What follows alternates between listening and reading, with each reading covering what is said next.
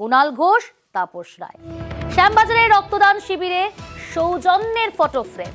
BJP প্রার্থীকে সৌজন্য বার্তাও দিলেন তৃণমূল নেতা কুণাল ঘোষ। আমার খুব প্রিয় কিন্তু এখন অন্য দলের লোক তাপসদা রয়েছে, শিবাজিদা রয়েছে, তমগ্ন আপনাদের পাড়ার ছেলে, যদিও আমাদের অন্য দলের লোক, বিশিষ্ট সমাজসেবী রয়েছেন রাজীব জয়সওয়াল। তো দেখুন, রাজনীতির জায়গায় থাকুক, আপনাদের অগ্নিবীণা ক্লাব এরমভাবে সকলকে নিয়ে, ওই তো আমাদের তৃণমূল আইটি সেলের স্বর্ণালী ও সব চলে এসছে, মাঝখানে শুধু একটা রাস্তা হয়ে গেছে, এপার ওপার এপার ওপার।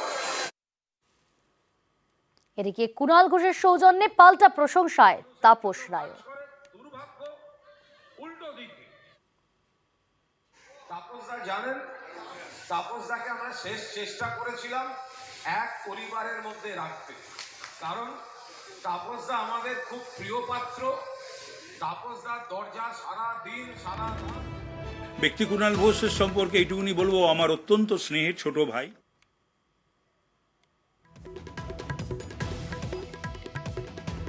শুধুমাত্র সৌজন্য বার্তা নয়, রক্তদান শিবিরের মঞ্চ থেকেও তাপস রায় প্রশংসায় পঞ্চমুখ কুণাল ঘোষ।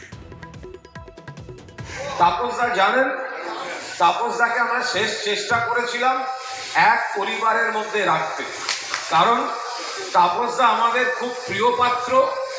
তাপসদার দরজা সারা দিন সারা রাত মানুষের জন্য, কর্মীদের জন্য খোলা থাকে।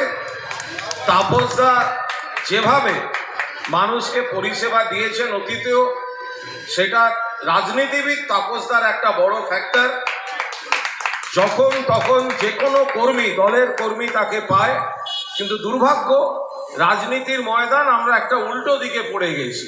সুদীপ বন্দ্যোপাধ্যায় লড়ছেন, আবার প্রার্থী হিসেবে ব্যক্তিগতভাবে তাপসদাকে আমি কোথাও জনপ্রতিনিধি হিসেবে 1 ইঞ্চি পেছনে রাখতে পারবো না, কারণ তাপসদা মানুষ হিসেবে, সংগঠক হিসেবে দরজা খুলে, মন খুলে মানুষের জন্য কাজ করে। দুর্ভাগ্য উল্টো দিকে।